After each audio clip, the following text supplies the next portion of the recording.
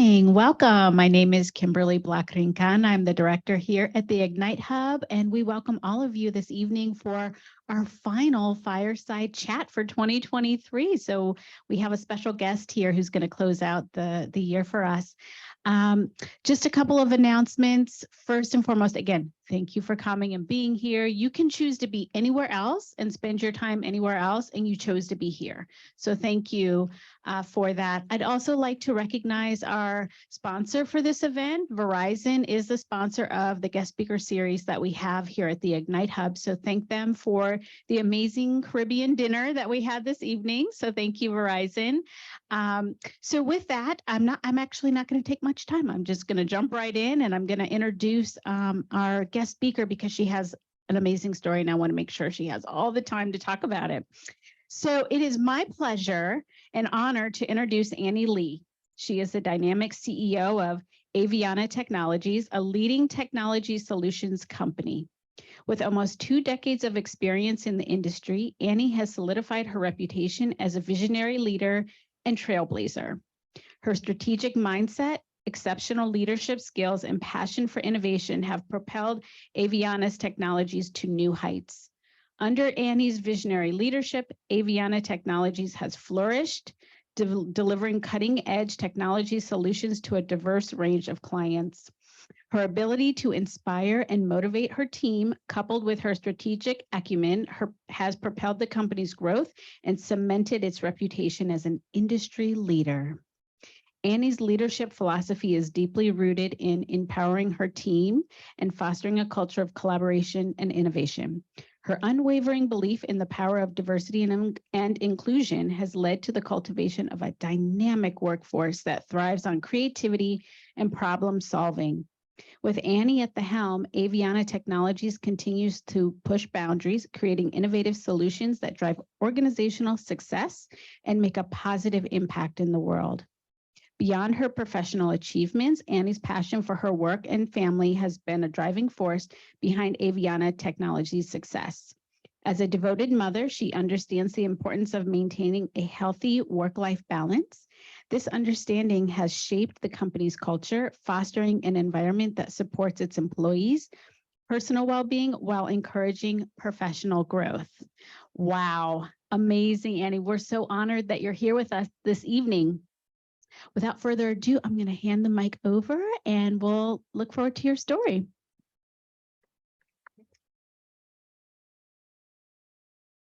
Thank you. Thank you for the warm introduction. I am just so deeply humbled and honored to share my journey with all of you.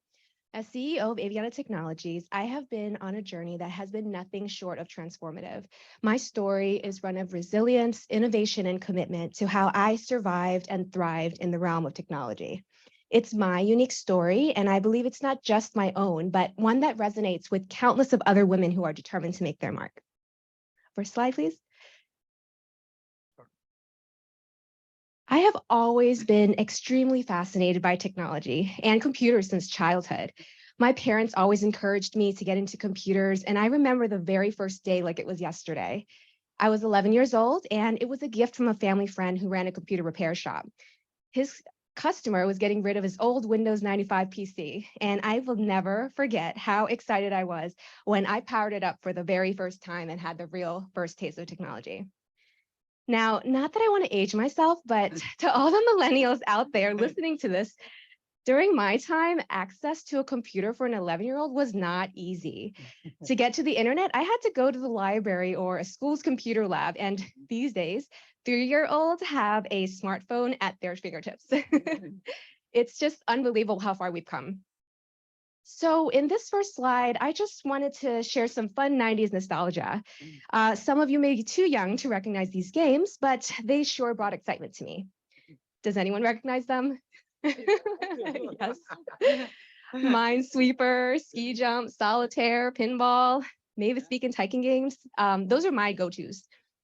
Windows 95 was like a digital playground for me, and every day was like a new exploration, customizing desktop themes, playing Minesweeper like it was an Olympic sport, and just eagerly anticipating the latest arrival of the shareware CD that would come in the mail. That was my excitement. So to me, I thought that these games weren't just about having fun. They were building blocks that sparked my curiosity, and it helped me develop some crucial skills in critical thinking. And let's not forget the adventures of Oregon Trail and Number Munchers. To me, these games weren't just entertainment. They were a way to just learn strategy, logic, and problem solving. And it was just all disguised as fun. So when I hit high school, my passion for technology took a more serious turn. I chose courses in programming languages like C++ and even ventured into web development with HTML. For the summer, I enrolled in a Head Start program at Johns Hopkins for high school students, and it's basically helped me learn a lot about Java programming too. So coding really became a way for me to bring my ideas to life, and that sense of creation, that power just to build something from nothing is what truly fueled my passion for technology. It was over when the internet went mainstream, and all I wanted was to get a 56K modem for my birthday. I mean, who can forget those days? It's like dial-up, and it's the suspenseful wait, just listening to the screeching modem sounds for what felt like an eternity. And then only just to have your connection just cut off because somebody wants to make a family phone call.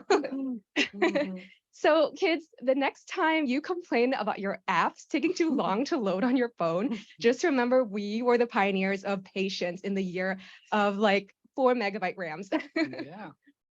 So looking back, it's just incredible how these seemingly small experiences laid the foundation for my journey in the tech industry. The love for typing, the thrill of my first computer, and the determination to learn programming, they all came together to shape how I am here today. Next slide. So now let's fast forward a bit from my childhood to my college years, a phase that truly shaped my journey in the world of technology. This was where my passion for technology found its home. Growing up in a low-income family, I've made a firm commitment to financially support my own education. I navigated the complex landscapes of financial aid, diligently applying for scholarships. It didn't matter to me how much they were for. It ranged from as little as $500 to as much as $2,000, but every little bit counted. And through perseverance and dedication, those scholarships really added up to make a significant impact paying for my school. In my pursuit for financial stability and a faster path to graduation, I decided to enroll in the combined bachelor's and master's program at UMBC College of Engineering and IT. And this decision really made me save so much time and money. But it did require dedication, long hours of study, and sacrifices, but the rewards were immeasurable. I chose computer science as my major, and little did I know, I was one of the very few females in the courses. I did feel a bit intimidated, but I didn't let that hold me back.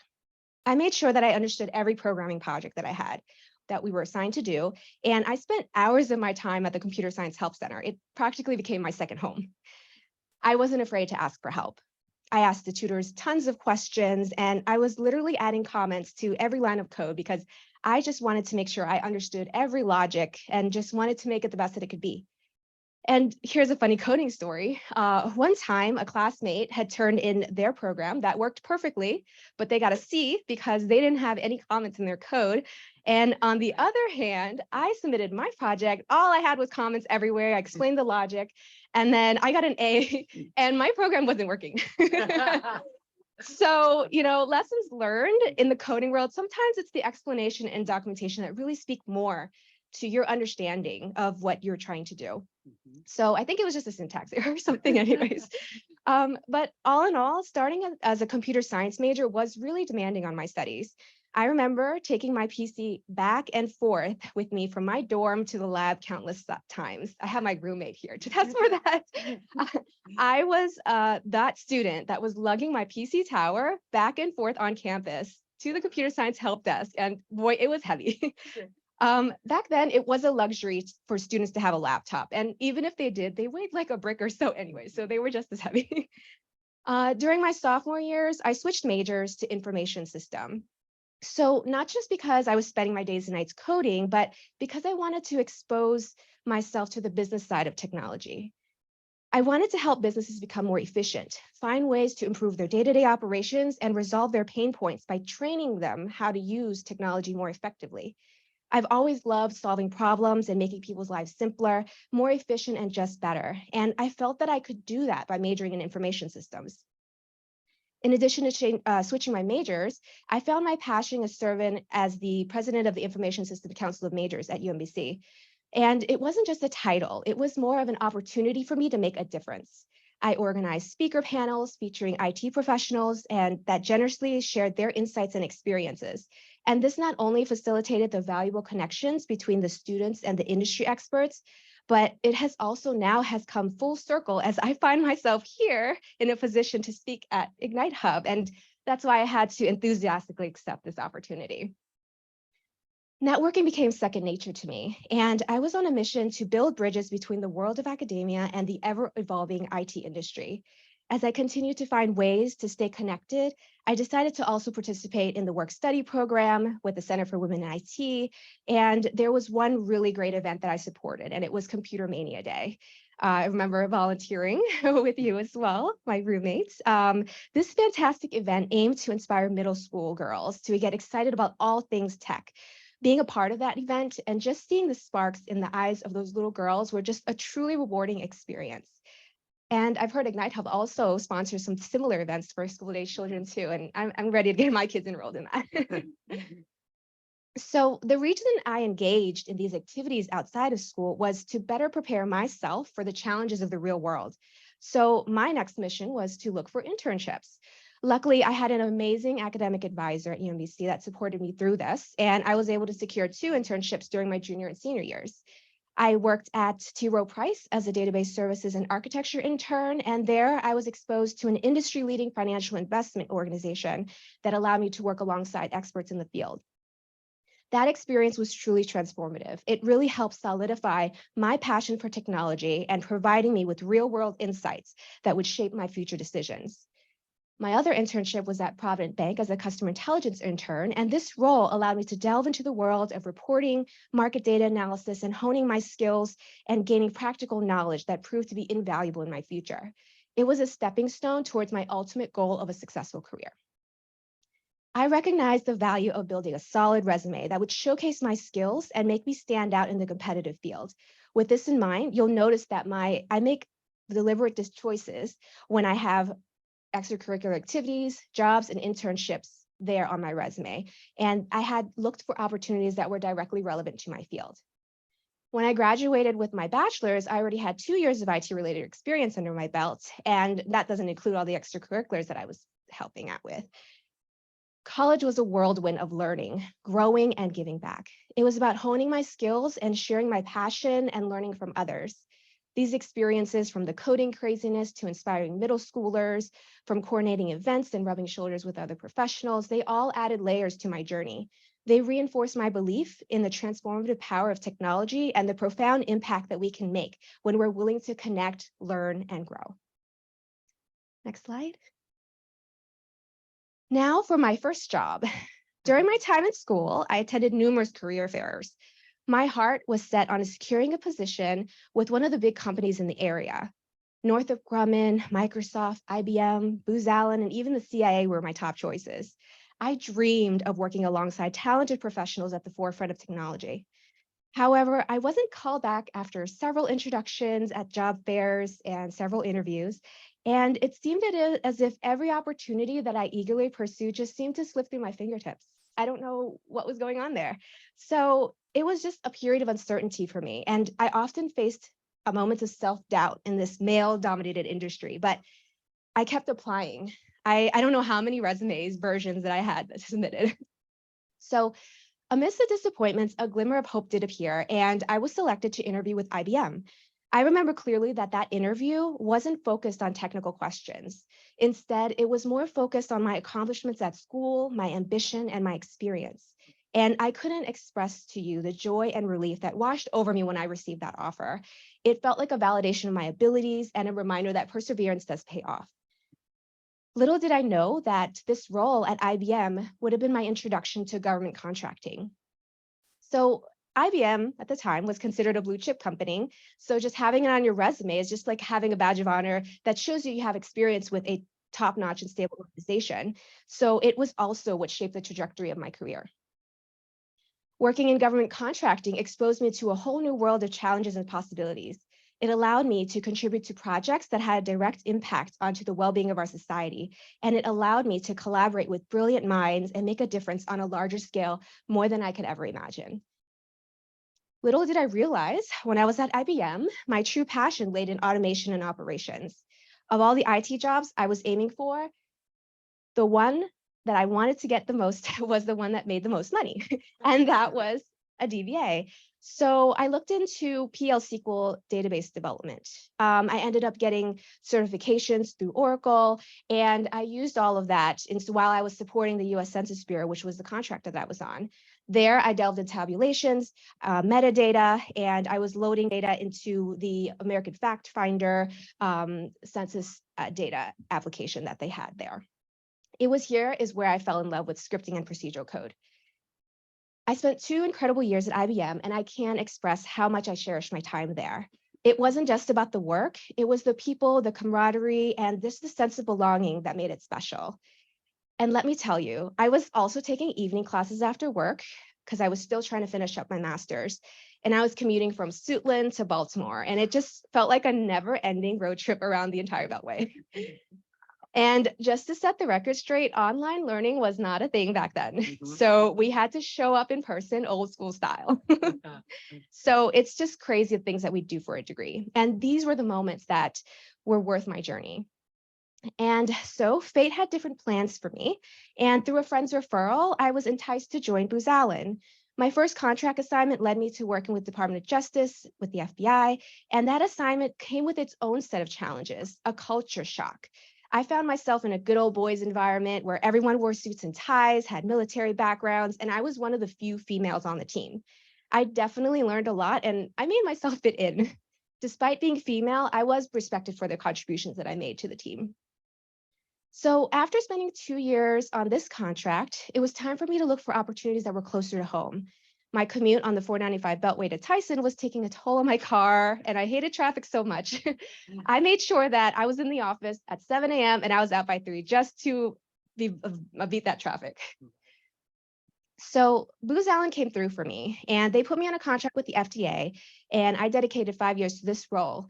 I was working across different centers there, and I continued specializing in my Oracle PL SQL database and Application Express Developer certifications there. The management thought that I could take on more, and I wholeheartedly opened to learning Crystal Reports, Business Objects, SharePoint, and a handful of other tools. I felt that I needed to stay relevant and marketable, and I also didn't want to pigeonhole myself into being an expert into one area, so I ended up being a Jane of all trades and a master of none. So as my FDA projects started to end, it was time to look for more growth and new challenges.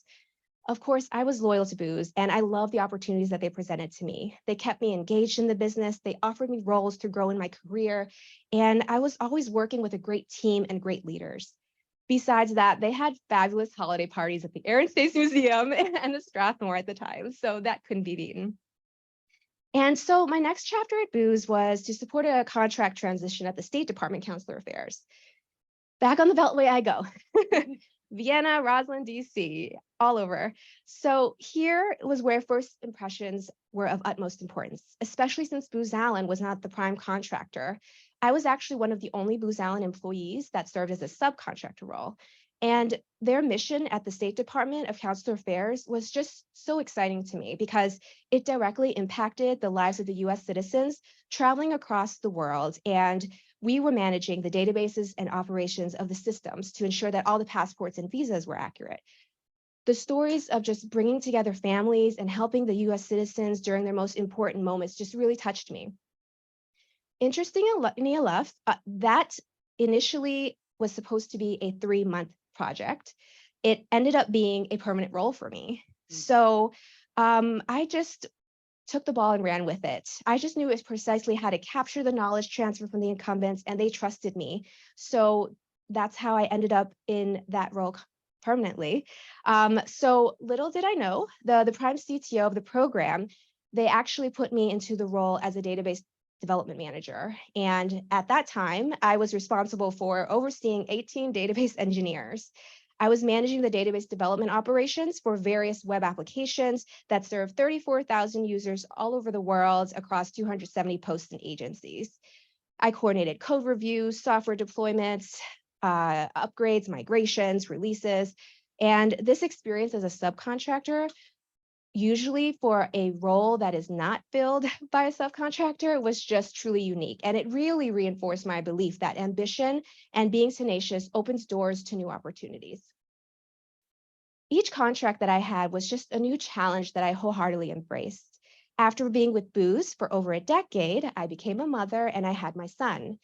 The commute and balancing work and family were demanding, but I continued to persevere.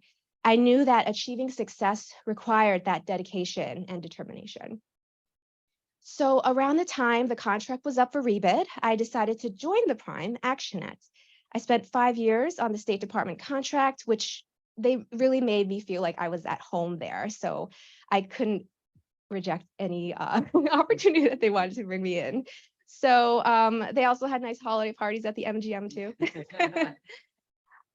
So at that time, I got to learn more about ActionNet and their female CEO. I just found her just truly inspiring to me.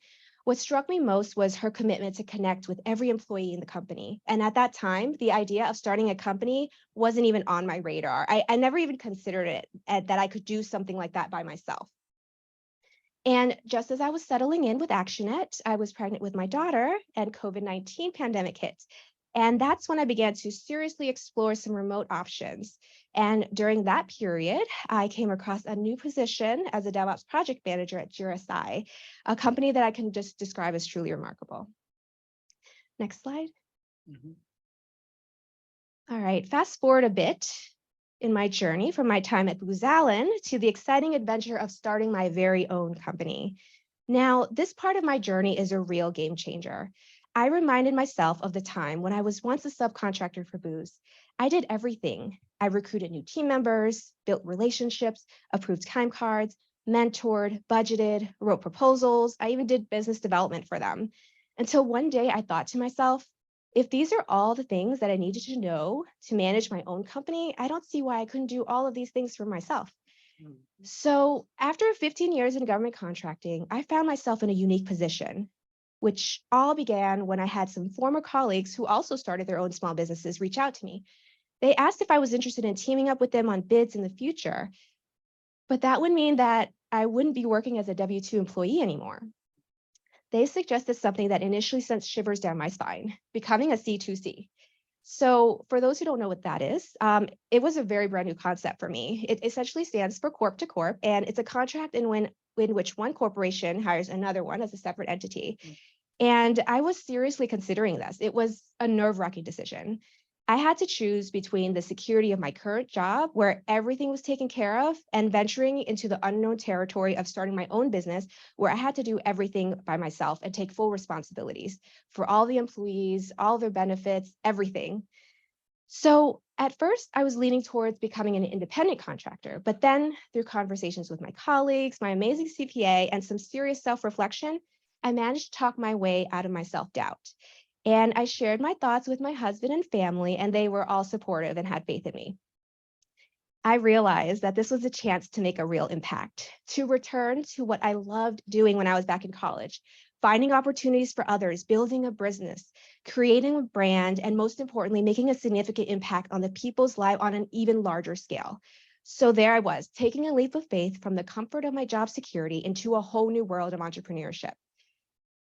So don't get me wrong, I was doing well at GRSI as a DevOps project manager. I was assigned to work with a challenging client who loved me, and I also had a great relationship with the team of engineers and the program manager.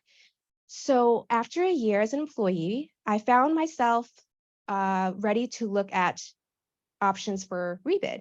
So it must have been perfect timing that it was just the same time that I had the courage to approach them with my bold request to become a sub for them. I honestly had no idea what was going to happen. The thoughts racing through my mind were a mix of anticipation and anxiety. Would they reject my proposal, potentially leaving me jobless, or would they embrace it? To my relief, their response was not only positive, but it was also genuinely encouraging. They wholeheartedly supported the idea of partnering with a women-owned small business. Their encouragement and endorsement just meant the world to me, and I'm just immensely thankful for their belief in my capabilities. So starting my own company is daunting. It was challenging, but it was just incredibly rewarding. Not only was I creating opportunities to support the career growth of others, but I also had a chance to actively contribute to the core mission of any government organization. And I can proudly say that I haven't looked back since. It has been an exhilarating journey, one filled with opportunities to grow and learn and make a difference. And it's a testament to the power of believing in yourself and taking risks and just embracing the chance to build something meaningful. So a little about my company. I named it after my daughter, Aviana, because it's uncommon to have a feminine name in IT GovCon. And by the way, her name is spelled in this way because it means strong, powerful, and beautiful. And I have it pronounced as Aviana, not Aviana, just for everyone's awareness. I just felt that this feminine name would really set the company apart from the others. And to complement that, I chose a lotus symbol as a logo to represent the company's journey of resilience, growth, and transformation. Aviana Technologies was founded at the end of 2020, and I remember it clearly because my daughter was just turning 1. We're a dynamic IT solutions provider delivering innovative and dependable technology solutions. Our capabilities are agile DevSecOps software development, database management, design and development, strategic planning, project management, IT modernization, and emerging technologies. With 7 employees and growing, our certified staff possesses expertise in mainly project management, but we have areas in security, IT service management, agile practices, and we have credentials in various areas such as PMP, CompTIA, Security Plus, Project Plus, ITIL V3. We have IC Agile certified professionals and agile coaches. Aviana Technologies isn't just about the cutting edge solutions that we develop. It's about the culture that we cultivate, the culture that celebrates diversity, embraces collaboration, and fosters an environment where every voice is heard and valued. We're not just a tech company, we're a community that believes in the power of innovation and empowerment. Next slide. Looking back at my journey, I'm just so grateful and proud of shattering ceilings and achieving success in a field that once seemed impossible to conquer. But more importantly, I'm humbled by the chance to be a role model for future generations of women in technology. My story is a true testament to the power of passion, determination, and belief that gender should never limit one's potential. And to conclude, I just wanted to leave you with this quote from an unknown author. Just like the lotus, we too possess the ability to rise from the mud, bloom out of the darkness, and radiate into the world. As we navigate our own journeys, may this image inspire us to continue to rise and bloom, even in the face of challenges. Thank you for having me, and I hope that my story can inspire and empower others to break through glass ceilings and embrace their own unique path of the world of technology. Yeah. Amazing. Right. So I have prepared the answers for the, yeah. So we can go to the next slide. I have it in outlined here. So there were 3 questions that I was asked in advance and I'm prepared to answer ahead of time. So one of the first questions is, what is the most exciting aspect of your career? So the first is always growing and learning. The most exciting aspect of my career is the constant opportunity of growth, learning, and making a meaningful impact. Every day presents new challenges and chances to expand my skills, taking on diverse projects and collaborate with many talented professionals. It's just so satisfying knowing that my work contributes to positive changes in the world, just for an overall success of the project. The dynamic and ever-evolving environment keeps me engaged and motivated, and it just makes every day a new and exciting adventure. The next is building relationships and networking. Managing relationships and networking is a 24/7 job, interacting with business partners, stakeholders, customers, employees, potential employees. We pride ourselves in building that credibility and trust. Staying engaged is a lot of work, but it's fun and exciting because I'm networking at the same time growing the company's reputation. And then there's making an impact. The most exciting aspect of my career is the opportunity to make a tangible impact by creating avenues for business growth, meeting our clients' missions, and providing opportunities to those interested in growing their careers in IT. I want to ensure employees' happiness, foster career growth, and create a sense of belonging, and ensure that they find meaning and impact in their work. And lastly is collaborating with great minds. Working with brilliant minds isn't just about good ideas. It's just like putting together different puzzle pieces and just making solutions that one person can't make, but we can make it with multiple people. So when we team up, we just bring in so many cool thoughts and ideas, and there's just so much creativity cranking. Next slide. And then the other question I was asked is, what is the most challenging aspect of your career? First, as exciting as it is, keeping up with technology. The most difficult part of my job is keeping up with the latest technological advancements, tools and technologies, navigating the rapidly changing field. It just requires a great deal of ongoing learning and adaptation, but also on the plus side, these challenges present chances for both professional and personal development, making it an essential component for any career path. Next is market competition. Staying ahead of the competition and creating a unique niche that actually sets the company apart is something that I'm always chasing. I admit that having a marketing mindset hasn't been my strength, but I am learning and I continue to learn. Marketing is a game changer in any career, whether it's promoting yourself to an employer or pitching your company to potential clients. This skill becomes even more significant in government contracting, especially when you're crafting proposals and responding to bids. It's all about fostering teamwork, collaborating, and making meaningful contributions to achieve that victory. Another challenge is financial management. I'm lucky to have an amazing CPA to keep me on track. He helps me stay on top of my financials and stay compliant, and also to ensure the financial health of the company, managing budgets, securing funding, and making sure that we're all profitable. And all of this is critical to running a business, and it's definitely something that I'm learning on the fly. And finally, crisis management. Some of the most recent changes I faced, including developing a solid plan to deal with unforeseen emergencies like government shutdowns, COVID-19, economic downturns. We just have to make sure that we're able to keep our employees employed and safe. And the last slide I have is advice to aspiring techies. So I have 5. First is continuous learning. Technology is dynamic, so make learning a lifelong commitment. Stay updated on your industry trends and also emerging business technologies and best practices. It's important to specialize, but stay versatile. Sometimes it's good to specialize, but just to have a broad understanding of all the various technologies can make you even more marketable. Technology evolves and versatility is an asset. Next is stay curious, cultivate a curious mindset, ask questions, explore new technologies, and be open to different perspectives.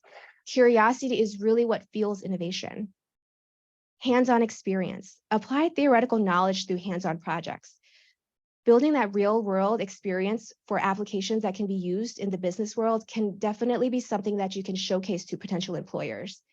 And just get your hands on the keyboard. That's how we learn. We build that muscle memory. And also, if you're already in the IT field, it's great to continue learning and try to find those more senior than you and just follow what they're doing on their day-to-day.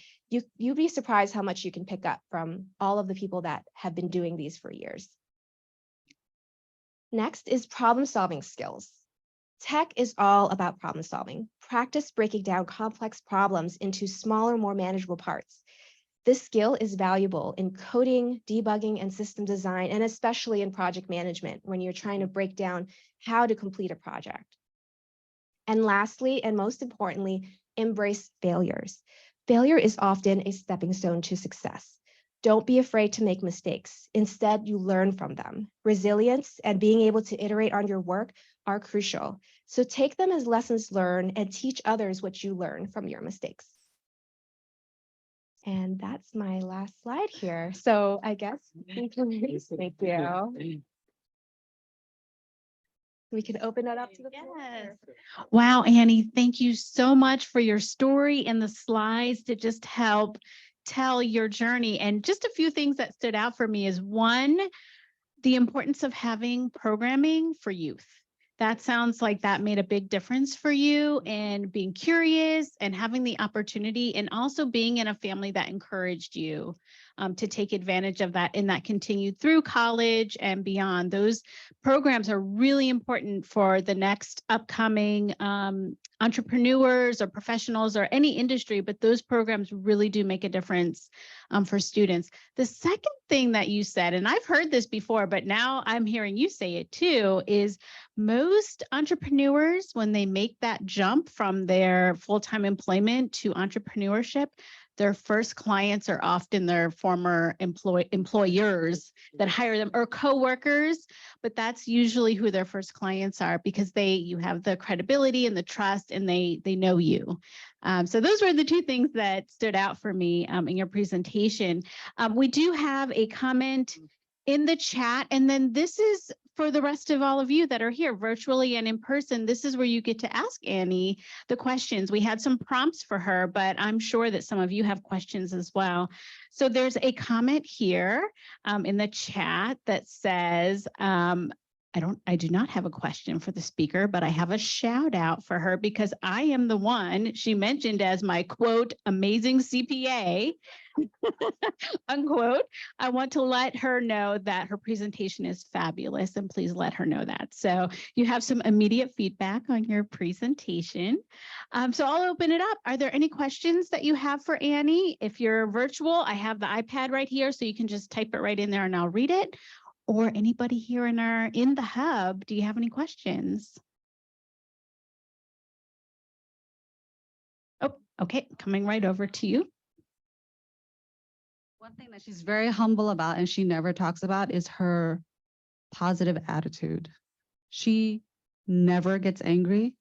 She is always a problem solver. And she always, like she said, I can attest to that with CWIT, we actually work together. She is always helping somebody.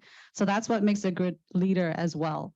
Because not only does she did all of that she was talking about, but she still mentors and helps, and is also one of the tutors, even though she was getting her own tutoring as well. She is still tutoring people, because tutoring people probably helps her improve on her mistakes as well. So that's the other thing I wanted to add, that she doesn't mention a lot. She is so humble and so positive all the time. So that's probably attest to this greatness that she's becoming. Thank you. Any other questions? Oh, coming right to you. So our virtual guests can hear you. We use the microphone. I also have a comment. As you know, am here from UMBC, your alma mater, and this is the first time that we're meeting, but I work in alumni relations, and I am just so incredibly impressed with you.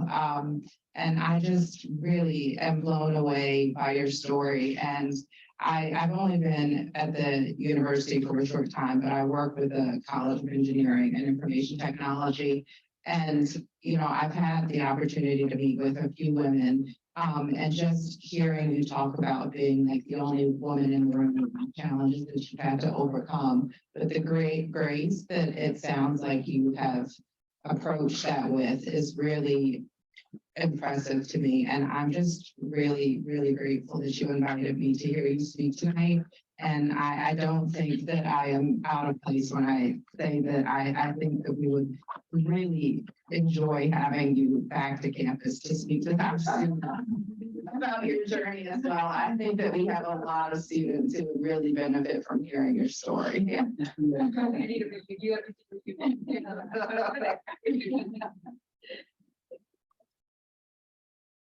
Questions in the chat? Anybody else here?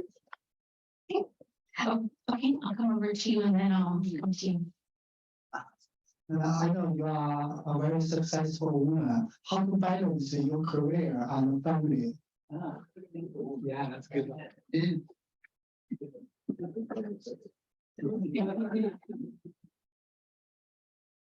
Thank you for that question. Yes, it is a challenge, but you know, having the support of my family, my husband, and just being able to be there when I can't be is the best thing that can help me. It's also just trying to balance that time. Like I always try to make sure that I'm home to help my kids do their homework and just make sure that they understand it. You know, I like to put my work aside, make sure they go to sleep, and wake up at night, and that's the time that I go to work in quiet and silence. So, you know, it's just trying to find that right balance. Sometimes right now, at the initial start of your entrepreneurship career, you're going to have to put in those extra hours until you get to that point where you can grow enough where you can kind of sit back and have others, you know, do what you do. So, you know, it's hard. It's hard to do, but you know, if you have that motivation and that dedication, then you know nothing. You know, social media. Yes. Yeah. Exactly. Okay, that's a mic over here. You. Thank you again for sharing your journey, because I think that inspiration really helps the future tech savvy and interested community people that want to do or find a role model. My question for you is in the relation of crisis management and failures, because what were the top two or redos that you want to do if you had to change it, or like lessons learned and reversing mentoring? Like, was there someone or an employee or someone that made an impact that helped you grow and develop? Sure, anything to do with that.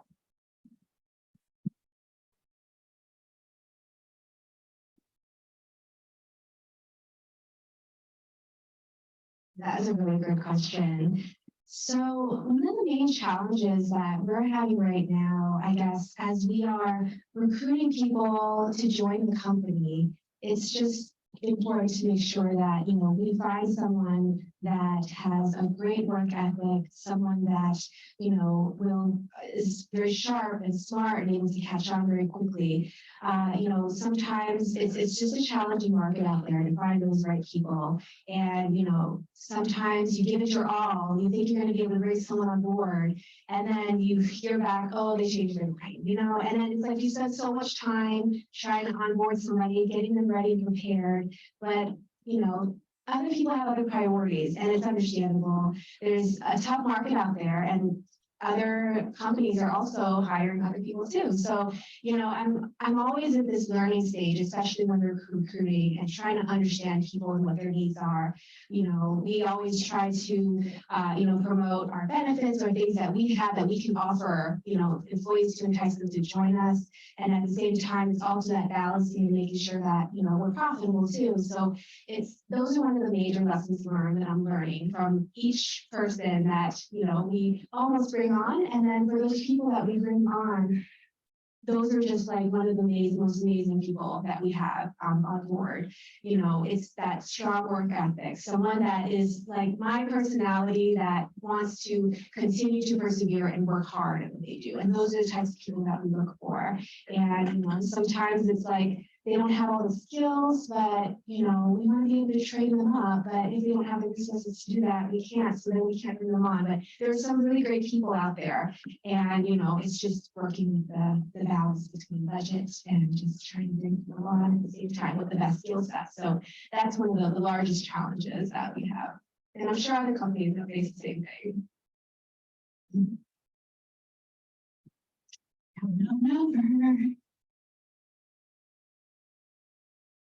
Thank you for sharing your story. I had a question as far as, so it's really hard to find an entry point. There's a lot of information, a lot of training. So just in your personal perspective, how important is it to see like a college background on, you know, prospective people that you would maybe look into hiring? Like, is that something that you look for? And also, what is one of the major skills that you look for in terms of someone that you would be looking to hire?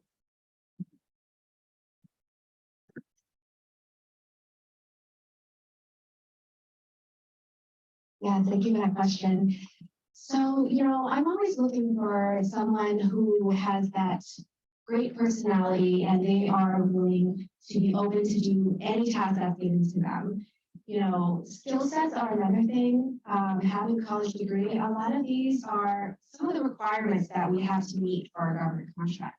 But, as we can actually grow the company, the corporate side, we always want to look for someone who has that background in technology, understands it, knows how to use the tools, and even if not, they're willing to learn it. They're willing to learn it on their own, and also to just find out ways to use tools that you already know and become experts at them and market yourself that way. And there's other new technologies. I mean, I know everybody's always talking about AI and replacing jobs and things like that, but there's so much to that. You can learn how AI can help your job too. It's not going to take over anybody's job in the near term, maybe when I get older. But at this point, everything is so new. So anything that is new, machine learning, all that stuff, it's really good to kind of start learning and getting familiar with. I'm sure Ignite Hub offers a lot of, programs and courses that you can just at least learn about, programming if you want to get into programming. But there's other aspects of IT that you could do. There's like the testing aspect, service desk, there's infrastructure, cloud computing. There's so many areas. I think if you just kind of take a, introductory to each one of those things and see if there's something that really resonates with you, something that you find fun. Like, I always want to say that if anybody wants to do a job, they have to have that passion to do it. It can't just be like, oh, I'm here for my 9 to 5, I'm going home, I'm done with my job. Like, you have to always want to improve upon it. You want to learn more, it's that continuous learning, and you have to have that passion for it. And just kind of finding what area you're most comfortable with doing, and then being an expert at that. Doing it for many years, you learn so many things. That's why experience, I feel, is just as important as having a degree. That's why, people that have 10 or 15 years of experience, they know just as much, and they have hands-on day-to-day experience with it. They know all the trouble problems and issues. But, even if you go get a degree, you don't get that aspect of it, actually interacting with your customers, your business. You just know the concept, but actually applying that, that's where you learn. I'll tag on to that. So Montgomery College does have exactly those programs, awareness, learn the basic concepts of those different areas. Our sister program under the Workforce Development Continuing Education, ITI, or Information Technology Institute, that's exactly what they do. They have courses and programming so that community members can get familiar, see if it's something that you'd like. They offer boot camps. There's the Tech Map, which is another opportunity for individuals in the community who want to access IT careers. And of course, the Hub, we have our career coaching services for individuals who are looking for IT careers as well. It's free services for the community to have that extra support as you're navigating your journey. Let's see, any questions in the chat? Oh, yes, Eduardo? I do have one more comment, and I have to tackle on that how Annie is so humble. I just wanted to mention that she made the list of the top 50 women CEOs for 2023, according to the woman we admire. So congratulations on that. Wow, congrats. Excellent. Thank you, Eduardo. That was really important to know. I have a question if we don't have any more here in the group. So you started your business right when the pandemic was happening. What was that like to start a business during the pandemic? Yeah, that is a good question. During the pandemic time, there was a lot of time, I guess.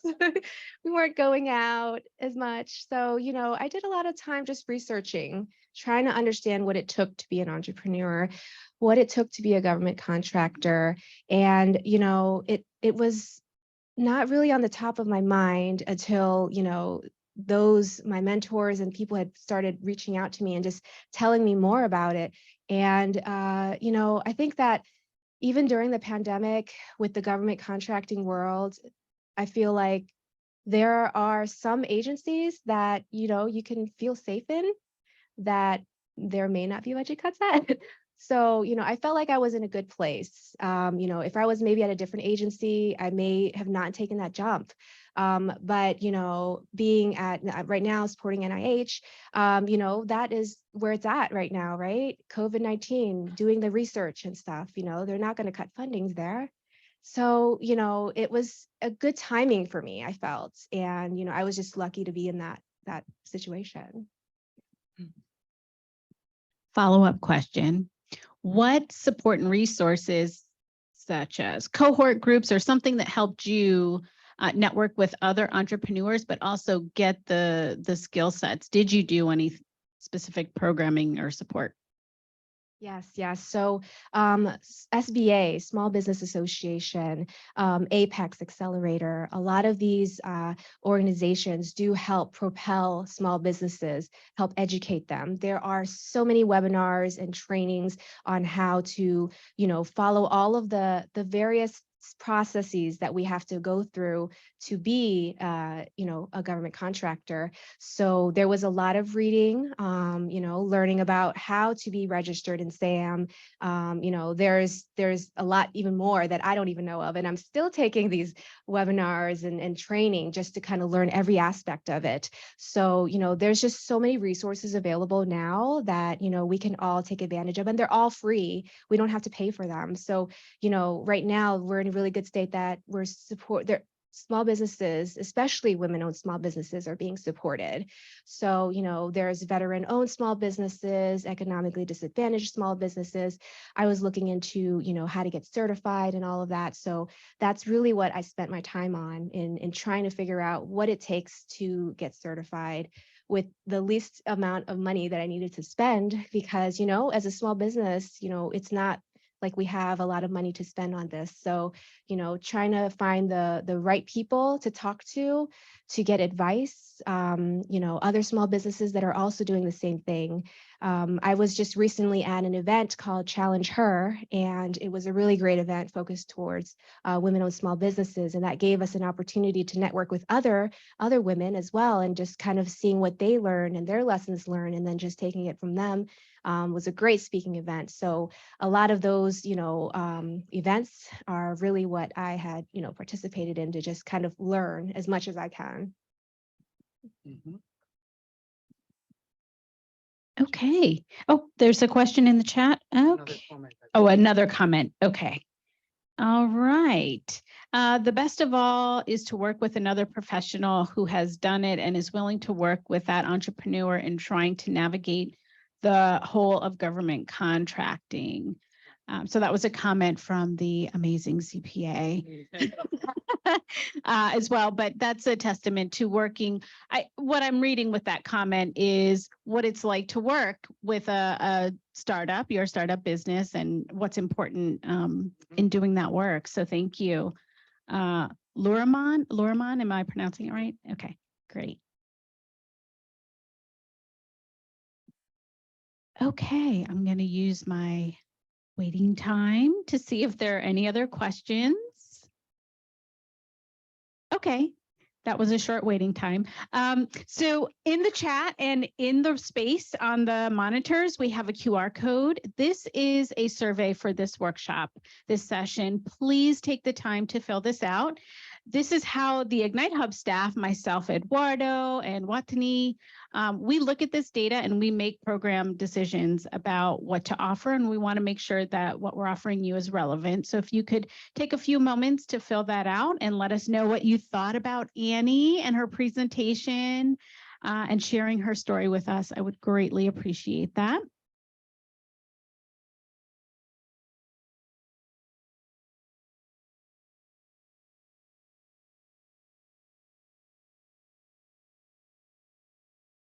I see everybody diligently on their phones, filling out the survey. Thank you.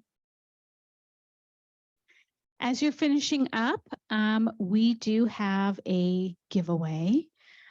So at your table, there is a chair. I see one of our returning guests already knows about our about our giveaway.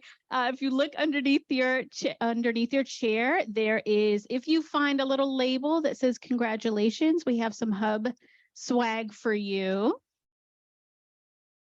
Do we have some winners? Did you find it? I saw you looking very hard. Congratulations. Here, let's trade. You can take one thing out of there.